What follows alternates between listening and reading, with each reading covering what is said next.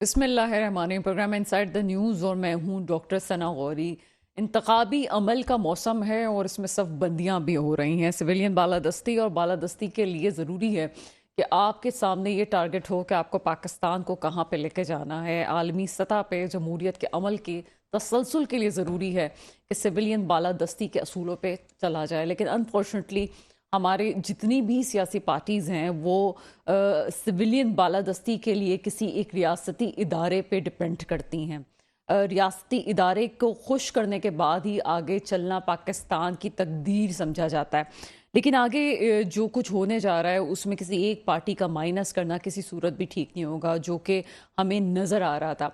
जहां और बहुत से मामला बेहतर हो रहे हैं, इकोनॉमी बेहतरी की तरफ जा रही है, डॉलर थोड़ा सा अभी हम देख रहे हैं कि थोड़ा सा ऊपर गया है, लेकिन ये कहा जा रहा है कि ये वक्ती तौर पे है, बहुत जल्दी ठीक हो जाएगा। उसके बाद हम ये कह सकते हैं कि चीज़ें बेहतरी की तरफ जाएंगी। जिस तरह से अदलिया अपनी बेहतरी की तरफ जा रही है, इसी तरह से दूसरे इदारे भी इस बात को समझते हैं कि जमहूरियत का तसलसल और जमहूरियत के तसलसल के लिए सही इंतखाबात किस हद तक ज़रूरी हैं। हम ये उम्मीद कर सकते हैं कि जिस तरह माजी में किसी जमात को आउट किया गया या ख़त्म करने की क्रश करने की कोशिश की गई, आगे ऐसा कुछ नहीं होगा। सियासी सफबंदी की बात मेरे पहले जुमले में कही गई और सफबंदी में ये ज़रूर है कि सिंध की सियासत भी पलटा खा रही है। इस वक्त सबसे ज़्यादा लेवल प्लेइंग फील्ड ना होने का ख़तरा और शिकवा सबसे इम्पॉर्टेंट पीपल्स पार्टी को है, और पीपल्स पार्टी के शिकवे के साथ ही साथ यहाँ पे सिंध में जो सफबंदियाँ हो रही हैं और जो सियासी इत्तेहाद हो रहे हैं, वो इस वक्त एक सवालिया निशान है कि पीपल्स पार्टी इस वक्त क्या करेगी। तमाम मौज़ूआत पे बात करेंगे। मेरे साथ इस प्रोग्राम में मुझे ज्वाइन करेंगे अबू बकर साहब, आपका ताल्लुक MQM से, और साथ ही साथ डॉक्टर सफदर अब्बासी GDA से आपका ताल्लुक है। असद महमूद भी मेरे साथ होंगे, तज्जियाकार हैं। आप सबसे पहले MQM की तरफ चलेंगे। अबू बकर साहब मेरे साथ मौजूद हैं सर, प्रोग्राम में आपको वेलकम करते हैं। Thank you. सर सबसे पहले तो पाकिस्तान की सियासत पे हम एक नज़र डालते हैं। आपका भी एक वसी तजर्बा है। सियासी सब बंदियाँ होती हैं, ठीक है, लेकिन किसी इदारे पे डिपेंड करना और उनकी खुशनुदी को हासिल करना क्या इतना इम्पोर्टेंट होता है पाकिस्तान में कि उसके बगैर आगे आप सिविलियन बालादस्ती पे यकीन ही नहीं रख सकते? बहुत बहुत शुक्रिया। देखिए, किसी अदारे की खुशनुदी या कि अभी तो जो इलेक्शन की तारीख का अभी ऐलान हुआ है। अच्छा, जब भी कभी इलेक्शन के हवाले से इस तरह का माहौल होता है तो सियासी जमातें एक्टिव होती हैं और वो अपने बेहतर नतायज को हासिल करने के लिए एक दूसरे से मुलाकातें भी करती हैं, एक दूसरे के साथ इत्तेहाद भी होता है और कहीं सीट एडजस्टमेंट भी होती है। अब रह गया जहाँ तक लेवल प्लेइंग फील्ड, तो ये तो हमेशा से रहा है कि पीपल्स पार्टी को आज ये शिकवा है, पीपल्स पार्टी ये शिकवा कर रही है कि हमें नहीं पता कि किस तरह से, क्योंकि 15 साल तो उन्होंने भी हुकूमत की है यहाँ पे ना, और हम चीखते रहे पिछले 15 साल सिंध के अंदर 18वीं तरमीम का जो फायदा पहुंचना चाहिए था सूबों को, वो एक तरफ पूरी ताकत का मुंबा गया और फिर चीफ एग्जीक्यूटिव के पास वो ताकत आने की वजह से तफरीक रही और पूरा हमारा जो कराची शहर और सिंध के शहरी इलाके हैं उसको नज़रअंदाज किया गया। तो ये तमाम चीज़ें हैं। अब रह गया जहाँ तक आपने बात की है कि किसी की इन्वॉल्वमेंट और किसी की वजह से, तो देखो पाकिस्तान की तारीख को अगर देखा जाए सियासी तौर पे तो हर दौर में कभी एक वक्त ऐसा था कि हमने भी बड़े बदतरीन दौर से हम गुजरे हैं। 1992 का ऑपरेशन जो था उस वक्त से लेकर, और एक ऐसा वक्त भी था कि हम तो अपने इलाकों में जाके कैंपेन भी नहीं कर पाते थे, हमारा कैंडिडेट बहुत से इलाकों में जा नहीं सकता था, लेकिन फेस किया और हमने अपने आप को सरवाइव किया। और वो चूंकि अवाम के दिलों में हम होते थे तो हमारे ना जाने के बावजूद, हमारे कैंपेन ना होने के बावजूद भी वोट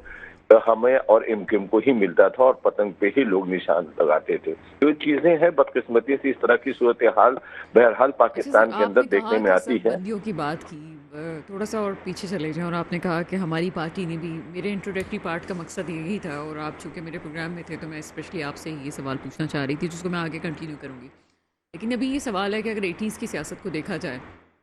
तो पहले तो आपका ये मकसद था कि जनाब पंजाब की जो बालादस्ती है और एक सूबों में फ़र्क किया जा रहा है, आपकी पार्टी जिस मकसद के लिए शुरू हुई और सब चीज़ें हुई, تو اس میں آپ کا سندھ کی پارٹی سے کوئی خاص اختلاف نہیں تھا،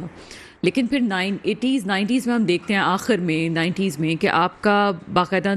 پنجاب کی جو سیاسی پارٹیز ہیں ان کی طرف جھکاؤ ہوا. کیا یہ جھکاؤ واپس سے ہے اور یہ پہلے والی تقدیر، پہلے والی جو کہانی ہے اس کو دہرایا جا رہا ہے کہ آپ کا ابھی جو جھکاؤ ہے وہ نون لیگ کی طرف ہے، ابھی بھی آپ سندھ کی پارٹیز کی طرف، اسپیشلی پیپلز پارٹی کی طرف نہیں جانا چاہتے؟ دیکھیں، اس حقیقت میں تو اسے کوئی انکار نہیں کر سکتا کہ سندھ صوبے کے اندر دو اسٹیک ہولڈر ہیں. ایک شہری علاقے کو ریپرزینٹ کرتے ہیں جسے ہم دعویٰ کرتے ہیں کہ ایم کیو ایم اس کی اسٹیک ہولڈر ہے، اور دیہی علاقے خاص طور پہ وہ پیپلز پارٹی کے پاس ہے. اور بھی جماعتیں ہیں، ان کو بھی سیٹیں ملتی ہیں، لیکن یہ دو بڑی جماعتیں پچھلے 20-25 سال سے نمبر 1 اور نمبر 2، پیپلز پارٹی نمبر 1 پہ ہوتی ہے، نمبر 2 پہ ایم کیو ایم ہوتی ہے.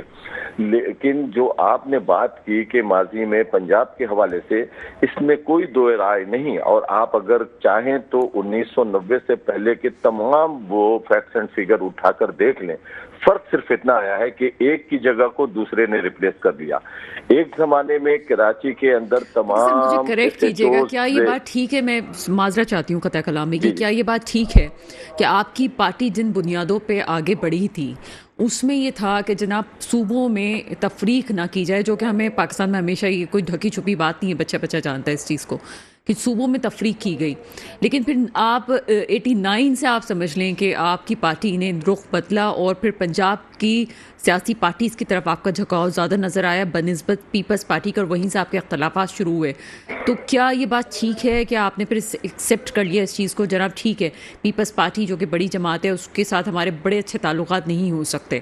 کیونکہ یہی جو تحریک ہے بے نظیر بھٹو کے خلاف بھی ہم نے ایک دفعہ دیکھی ہے، جو ابھی کچھ عرصے پہلے جس کی وجہ سے پی ٹی آئی کی گورنمنٹ گئی ہے. اس وقت آپ یہ کیا سمجھتے ہیں کہ باقی آپ کو بڑی صوبے کی پارٹی کو ساتھ لے کے چلنے میں ہی آپ کی بقا ہے، یا آپ سمجھتے ہیں کہ سندھ گورنمنٹ میں سندھ کی بڑی پارٹی کے ساتھ چلنا آپ کی بقا ہے؟ اس میں انصاف پہ مبنی چیزیں ہیں. اگر سندھ کے اندر دو سیاسی جماعتیں ہیں اور ہمیشہ اکثریت کی بنیاد پہ پیپلز پارٹی کے پاس اقتدار رہا، وزیر اعلیٰ ان کے رہے، یا پھر سمجھنے کے ایگزیکٹو پاور جو ہے ان کے پاس. اب یہ کوٹا سسٹم ہے. آپ یہ بتائیں کہ پورے پاکستان میں کہیں پہ بھی کوٹا سسٹم اس طرح سے نہیں ہے کہ وہاں بلوچستان میں بھی دو زبانیں بولنے والے ہیں، ایک پختون بولتے ہیں اور دوسرے بلوچ بولتے ہیں، لیکن وہاں پہ تو پختون اور بلوچوں کے درمیان کوٹا سسٹم 60-40 نہیں ہے. اسی طرح اگر آپ خیبر پختونخوا جائیں تو وہاں پہ ہزارہ بیلٹ ہے اور دوسری طرف جو ہے وہاں پہ پختون ہے، لیکن وہاں پہ ہزارہ اور پختونوں کے درمیان کوئی تفریق نہیں ہے، نہ کوٹا سسٹم ہے. یہ صرف یہاں پہ 18ویں ترمیم کے بعد صوبوں کو اختیار دیا گیا. کوٹا سسٹم والی بات کمپلیٹ کریں، کراچی والے سننا چاہتے ہیں آپ کو پہلے اس کو. آپ یہ سمجھتے ہیں کہ جب آپ لوگوں کے پاس پاور تھی تو آپ لوگوں نے اس وقت یہ بات بہت اچھے طریقے سے کی ہو؟ پہلے دیکھیں، کوٹا سسٹم کے اوپر جو بات ہوئی اور کوٹا سسٹم ختم ہونے کے باوجود بھی اس کو ایکسٹینشن ملتا چلا جاتا رہا. آخر وجہ کیا؟ سندھ میں ہمیں بھی اس بات کا ادراک ہے کہ سندھ کے اندر دو قوتیں ہیں، دو سیاسی جماعتیں ہیں، لیکن آپ اگر کسی کے حق کو حد سے زیادہ دبائیں گے، آپ کا 60% کوٹا ہے نوکریوں کا، آپ اسے لے لیں، ہمیں کوئی اعتراض نہیں، آپ بالکل لے لیں کیونکہ آپ کی آبادی ہمارے مقابلے میں زیادہ ہے. لیکن جو 40% آپ کو بنایا ہوا آئین کے مطابق، قانون کے مطابق 73 کے آئین میں، جو آپ کی حکومت نے، آپ کی لیڈرشپ نے یہ طے کیا تھا کہ شہری علاقوں کو 40% کوٹا دیا جائے گا نوکریوں میں. اس 15 سال کے اندر، 10 سال کے اندر جتنی نوکریاں دی گئیں، آپ اٹھا کر دیکھ لیں کہ اس میں شہری علاقے جو ہمارا حق ہے وہ بھی آپ جعلی ڈومیسائل کے ذریعے آپ اپنے لوگوں کو نوکری دینے پہ اختلاف نہیں ہے، سب کا حق ہے، لیکن جس کا جو حق ہے وہ حق دیا جائے. اگر اس طرح کا عمل یہاں پہ ہو رہا ہوتا، آپ دیکھ لیں کہ اس وقت پنجاب کے اندر اور کراچی میں، پنجاب کے اندر ترقیاتی کام آپ دیکھ لیں اور سندھ کے اندر آپ دیکھ لیں، تو یہ تمام چیزیں ہیں. پانی، ابوبکر صاحب سوال تو کراچی والے آپ سے بھی پوچھتے ہیں نا، آپ کا ایک دور تھا اور آپ ایک بالکل ایک بہت، آپ کو خود اپنی کامیابی بھی اتنا یقین نہیں تھا جب آپ کی پارٹی نے گروتھ کی تھا، اور آپ کے جو نعرے تھے اس میں سب سے امپورٹنٹ چیز یہی ہے کہ آپ کوٹا سسٹم پہ بات کریں گے، آپ حقوق پہ بات کریں گے. لیکن جب آپ پاور میں تھے اس وقت یہ جو آپ باتیں کر رہے ہیں یہ فقط باتیں ہی رہی ہیں، کبھی آپ نے اس پہ کوئی خاص سٹینڈ نہیں لیا ہے. نہیں دیکھیں، ہماری جتنی آواز اور ہماری جتنی تعداد رہتی ہے، ظاہر سی بات ہے کہ آپ جب کسی جگہ پہ آپ کی تعداد محدود ہو تو آپ آواز ہی اٹھا سکتے ہیں۔ ہم کبھی اس پوزیشن میں نہیں رہے کہ کسی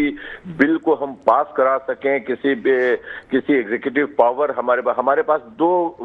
موقع ایسے آئے کہ جہاں پہ شہر کی نظامت ہمارے پاس ملی۔ ایک فاروق ستار جب بنے تھے میئر، اور دوسرا مصطفیٰ کمال جب بنے میئر، اور پھر حیدرآباد میں اسی طرح ایک مرتبہ آفتاب شیخ اور دوسری مرتبہ ہمارے کنور نوید بھائی جن کا بھی انتقال ہو گیا، اللہ انہیں جنت نصیب کرے۔ تو جب ہمارے پاس یہ دو شہر میں ہمارے پاس نظامت آئی تو آپ کسی کو بھی بلا کر پوچھ لیں، آپ خود بھی کراچی کو بہت اچھی طرح سے جانتی ہیں کہ اس وقت اب یہ کہا جائے گا جناب وہ دونوں دور کون سا تھا، وہ دونوں دور ماشاء اللہ کا تھا۔ ایک پیریڈ تھا ضیاء الحق کا، دوسرا پیریڈ تھا جنرل پرویز مشرف کا۔ ہم ایک طرف تو یہ کہتے ہیں کہ بدترین جو آمریت ہے وہ جمہوریت سے بہتر، لیکن بات یہ ہے کہ آپ نے جب بھی جمہوریت آئی ہے، انہوں نے جمہوری حکومتوں نے کبھی بھی اس بلدیاتی نظام کو مضبوط ہونے نہیں دیا، کبھی بھی اس بلدیاتی نظام کو تقویت نہیں پہنچائی، بلکہ ہمیشہ سپریم کورٹ کو انٹروین کرنا پڑا بلدیاتی الیکشن کرانے کے لیے۔ جو ایسنس ہے، جہاں سے لیڈرشپ نکلتی ہے، جہاں سے گلی محلے سے لوگ نکل کر آتے ہیں، اور ابھی بھی جو بلدیاتی نظام آیا وہ آپ کے سامنے کہ کس طرح آیا، ہم نے تو اس میں حصہ ہی نہیں لیا۔ یہ جو ذاتی کی گئی اور بعد میں تسلیم بھی کیا گیا کہ ہاں جناب، تقریباً ہمارا دعویٰ تھا کہ 73 سیٹیں ایسی تھیں یوسیز جو آپ نے کم کی، بعد میں انہوں نے 54 کے اوپر 53 کے اوپر ایگری کیا کہ ہاں اتنی ہے، تو یہ کوئی معمولی بات تو نہیں تھی۔ لیکن اس قسم کی جب آپ ذاتی کریں گے، ایک شہر کے ایک دیوار سے لگائیں گے، ایک پارٹی کو دیوار سے لگائیں گے، اسی طرح سینسس پہ کیا کچھ ہوا آپ نے دیکھا۔ اگر ہم اس کے پیچھے نہیں بھاگ رہے ہوتے، اگر ہم اس کو فالو اپ نہیں کر رہے ہوتے تو اس کراچی شہر کی آبادی کو تو 1,60,000 سے 1,60,000 سے 1,35,00,000 پہ لانے کی سازش ہو رہی تھی۔ یہ تو ہم نے جو چوکیداری کی اور باقاعدگی سے اس کے پیچھے رہے اور پھر وفاق میں جا کے بات کی۔ مجھے ایک بات بتائیے، آپ بھی ایک بڑے عہدے پہ رہے ہیں، ابھی بھی اپنی پارٹی میں بھی ہیں، کراچی والوں کے جو بھی مسائل ہیں، وہ جتنے پرابلمز میں ہیں، یہ کس کو کہیں کہ کون قصوروار ہے؟ کیا آپ اپنی پارٹی کو بھی اس سے بالا تر سمجھتے ہیں کہ نہیں جناب ہمارا قصور نہیں ہے، جیسے آپ یہ ابھی بات کر رہے ہیں یہ سندھ گورنمنٹ کا قصور ہے جو کچھ ابھی کراچی جس طرح سے تہس نہس ہو کے سامنے آ گیا ہمارے؟ اس میں کوئی شک نہیں، میں اس بات کو تسلیم کرتا ہوں کہ ہمیں موقع ملا، اور جب موقع ملا تو اس سے زیادہ بہتر ہم ڈیلیور کر سکتے تھے جو ہم نہیں کر پائے، اس میں کوئی دو رائے نہیں ہے۔ لیکن اس کے ساتھ ساتھ میں پھر ایک بات کہوں گا کہ دیکھیں، جب ایگزیکٹو پاور کسی کے پاس، مثال کے طور پہ جو میں نے مثال دی، جب مصطفیٰ کمال میئر بنے اور ان کے پاس اختیارات دیے گئے، ان کو فنڈ دیا گیا، تو کراچی شہر تبدیل ہوتا ہوا نظر آیا۔ جب فاروق ستار میئر تھے اور اس وقت جب ان کو فنڈ دیا جا رہا تھا تو اس وقت جو ترقیاتی کام ہوئے، اتنا فنڈ ہوتا تھا کہ دوسرے صوبے کے لوگ آ کر کام کو دیکھتے تھے۔ بد نصیبی ہماری یہ ہے کہ وسیم اختر کے دور میں وسیم اختر روتے رہے اور ان کا مذاق اڑایا جاتا رہا پورے 4 سال کی، یہ تو اختیارات کو رونا روتے ہیں، اختیارات کو رونا روتے ہیں۔ ظاہر سی بات ہے کہ جب آپ کے پاس فنڈ نہ ہو، آپ کو صرف اتنے ہی پیسے دیے جائیں کہ آپ صرف امپلائز کو ابھی بھی فنڈ کسی کو نہیں مل رہے۔ میرے پروگرام میں تمام یوسی مین چیئرمینز آ کے بیٹھے ہوئے تھے، فنڈز کسی کے پاس بھی نہیں ہے اس وقت بھی، تو کیسے ترقی کرے گا آپ؟ یہی تو رونا ہے کہ وہ فنڈ جاتا کہاں ہے، وہ فنڈ کیوں نہیں؟ پوری دنیا کے اندر سب سے زیادہ جو مضبوط ہوتا ہے وہ میئر ہوتا ہے۔ آپ اپنے آس پڑوس کے اندر دیکھ لیں، ممالک کے اندر دیکھ لیں کہ میئر کے اختیارات کیا ہوتے ہیں، لیکن صرف اس بنیاد پہ کہ چونکہ کراچی شہر کے میئرشپ ان کے پاس نہیں آتی لہٰذا ہم انہیں نہیں دیں گے۔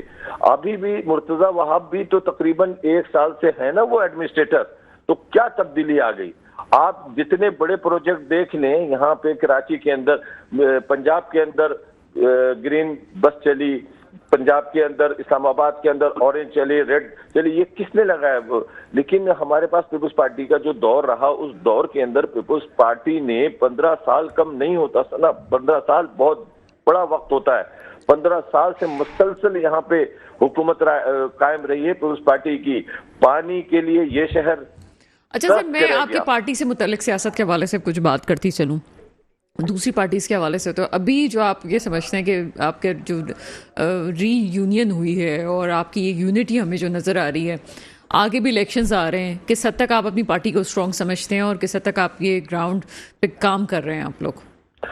جی دیکھیں، یہ بالکل آج سے 1-1.5 سال پہلے صورتحال کچھ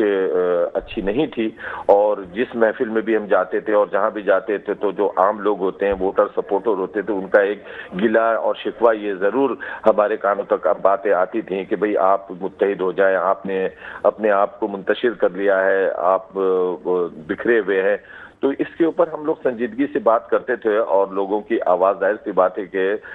کہیں نہ کہیں اثر انداز ہوتی ہیں، تو وہ کوششیں جاری تھیں، اور اللہ تعالیٰ کا کرم ہے کہ وہ کوششیں جو تھیں وہ باور ثابت ہوئی، اور اب سب متحد ہو گئے۔ پی ایس پی بھی اب ختم ہو گئی، وہ ایم کیو ایم کے جھنڈے تلے آ گئی، فاروق اختار بھائی بھی آ گئے، تو اب مشترکہ طور پہ جس انداز میں ایم کیو ایم پہلے تھی اسی انداز میں کام کر رہی ہے، اور اس کے اچھے نتائج بھی سامنے نظر آ رہے ہیں۔ ہم نے تو تقریباً 1 ماہ پہلے سے ہی اپنے سیاسی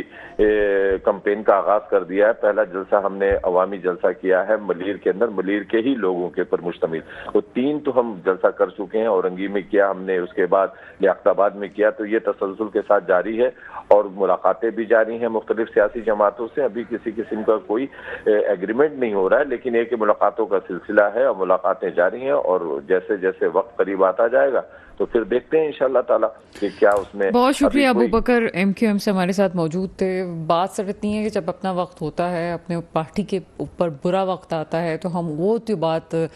بھول جاتے ہیں، اس لیے دوسری پارٹیز کو اس بات سے کوئی انٹرسٹ نہیں ہوتا کہ کسی ایک پارٹی کے ساتھ کیا ہو رہا ہے۔ بات اتنی ہے کہ اگر واقعی سویلین بالادستی آپ چاہتے ہیں، تو اگر کسی اور پارٹی کے ساتھ کچھ اور ہو رہا ہے، یا آپ سمجھتے ہیں کہ یہ وہی والی بات ہے جو ہمارے ساتھ ہو چکی ہے، تو آواز اٹھانی چاہیے، تبھی آپ جمہوریت کی بقا کہہ سکتے ہیں، ورنہ آپ کے اوپر جب برا وقت آئے گا تو آپ کے ساتھ بھی کوئی نہیں ہوگا۔ چھوٹا سا بریک ہے، بریک کے بعد مزید بات کرتے ہیں۔